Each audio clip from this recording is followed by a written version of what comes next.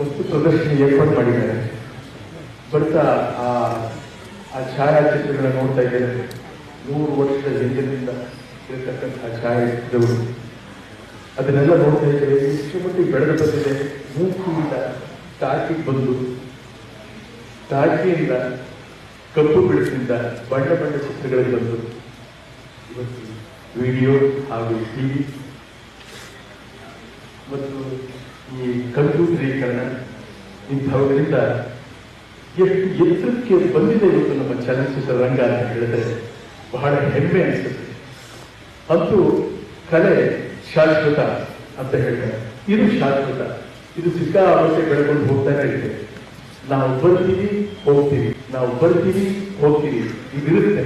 ಇದರ ಮಧ್ಯೆ ಬರೋರು ಹೋದವನ್ನೆಲ್ಲ ತೆಗೆದು ತನ್ನ ಮಡಿಲಲ್ಲಿ ಇದು ಹಾಕೋತಾ ಇದೆ. ಯಾವುದು ಈ ಕಲೆ, ಈ ಚಲನಚಿತ್ರ ಜಗತ್ತು.